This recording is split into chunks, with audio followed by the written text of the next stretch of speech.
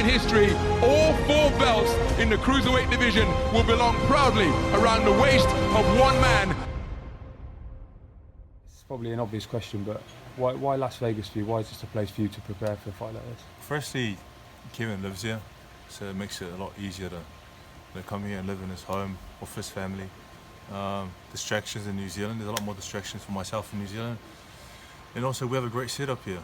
You know, we have a gym very close to our house. We have a setup where we have physios, neuromuscular specialists, doctors. So I think overall it's a great place to train because everything's set up nicely. And also the sparring partners we have, we can bring them in from all over America, all over the world, depending on what we need. And it's a place, it's sort of like the mecca of boxing in Vegas.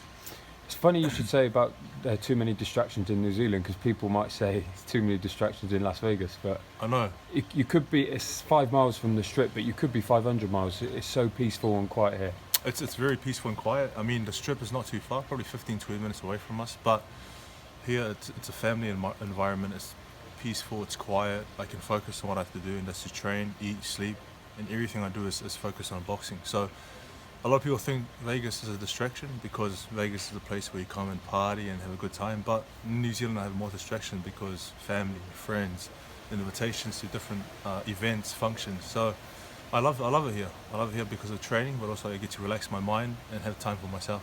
Do you get to the Strip much? Like, do you let off any steam there, or do you keep that completely? No, we every now and then we treat ourselves to a nice dinner at the Strip. We go to... Is that all? Just a dinner? Dinner, boxing events. Oh, yeah.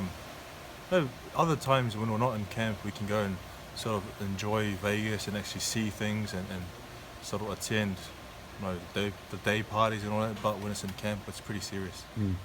Does it feel different this time? Does this camp feel different? It does. It feels really good. It feels like a camp where, like, in order to fight one of the best in the world in Joshua, you have to give it 100%, and I feel like fighting the best brings out the best in me. I just feel like this camp's a lot different to other camps. I feel like the last year wasn't the best year, it wasn't the best performances, and no excuses for that. It just wasn't a good year, but I'm ready to show everyone a different side and a different what I can actually do in the ring, what I'm capable of doing. Is it a danger that, like you say, you didn't have the best? 2017 wasn't the best year for you, and it's, momentum-wise, perhaps not the best going into a Joshua fight, or is it the other way around? Whereas you've had your little blip, and then I think I had my time where I didn't really show what we can actually do. But the exciting part of this is that I know what we can do. Kevin knows what we can do. He doesn't want me to go out there and do something we don't know we can do. He wants me to go out there and just show everyone what we see in the gym, what we see in sparring, what we see with the pad work bag, So extra motivation, extra drive to go out there and put on the best performance of my life. It's not going to be an easy task because I'm fighting an undefeated fighter who's also determined to be the unified champion. A lot of respect to him and what he's achieved in his career and his team, what they've done. But I think it's our time. Do you feel like he's vulnerable at all? Have you seen anything in his 20 fights until now as a professional that you think you can capitalise on? Yeah, most definitely. I've seen things that I can capitalise on, weaknesses. I've seen his strengths. I know he's seen the same with me. It's like every fight, every fighter, there's strengths and weaknesses.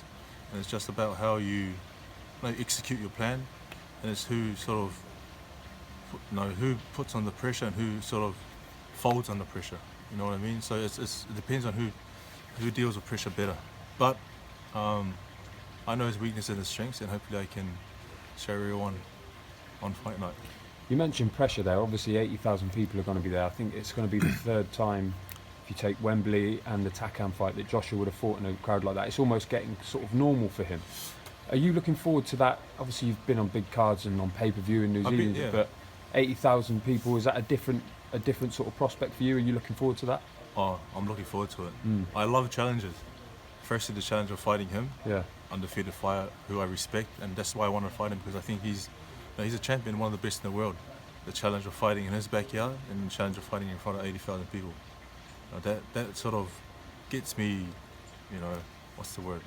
Just gets me really amped up. I can't wait for it, because even though I fought in front of a lot of people, this is going to be the biggest audience. But I can't wait. first time in your career as well that you're an underdog? Yeah, first time I'm not By a mile, really. Yeah, really. by a mile. How does that feel? It's Does good. that feel different? It's no, just I'm taking it. I'm taking it as any other fight. You know what I mean? It's just the ring. It's just another opponent who's happens to be one of the best in the world, and we're fighting in front of 80,000 people. So it feels good to be underdog. There's not a lot of pressure. I know there's a lot of pressure on him, but he's dealt with pressure, and he's been able to show that he can come back from being down on the ground and all that. So it's I know it's going to be a tough fight. It's going to go back and forth. It's going to go this way. It's going to go that way. It's going to go this way. But I feel like it's a good time to be part of this heavyweight division. I know Kevin sort of takes care of the tactics and the studying of Joshua. Do you watch him? I saw that you had him on the screen in the gym, but do you sit down and watch his fights back? Do you study him? Is that how you go about all your opponents, or do you just worry about it when you get in the ring? Let Kevin do it. Yeah, we do. We have his fight, and there's times when we're not, when we're sort of having the break from punching the pads and bag, that we sort of glance up, see a few things.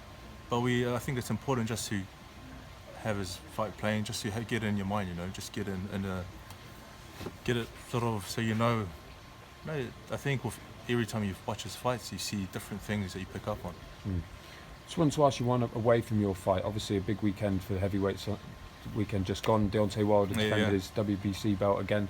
Came through a very tough 7th round. Proved a lot of questions, answered a lot of questions about his chin, and obviously got the stoppage in the 10th round. How do you reflect on that fight and that performance from Deontay Wilder? I think it wasn't one of his best performances in terms of keeping busy, and when he fought Stavern, it was a snappy jab. It was nice and snappy and started off strong. I think he was cautious for a reason, but overall he came back and got the job done. So big ups to him.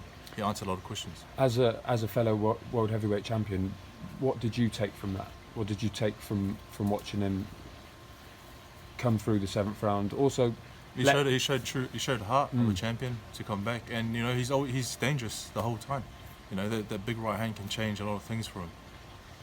I don't know if you've seen any of the fallout from the fight, but people are already talking about Wilder Joshua. That's a lot of the talk. Deontay Wilder himself mentioned you, in the ring afterwards, but a lot of the talk has been Wilder Joshua. In the press conference, he was asked about Joshua a lot. How do you feel about that? Is that kind of good for you in a way, because you're under the radar and you can make even more of an impact with a win? Our focus is training hard, keep getting in shape and preparing the best we can for the fight. We can't really control what the media say, we can't control what other people say, but we can control how we turn up on fight night. So that's what we're focused on. We don't really care being the underdog, we don't care what the people don't talk about us. We know what the job is, we know there's one person in front of us, and that's who we're focused on. We have a chance to unify the division, and trust me, we're going to make the most of this chance we have. Time in history, all 4 belts in the cruiserweight division will belong proudly around the waist of one man,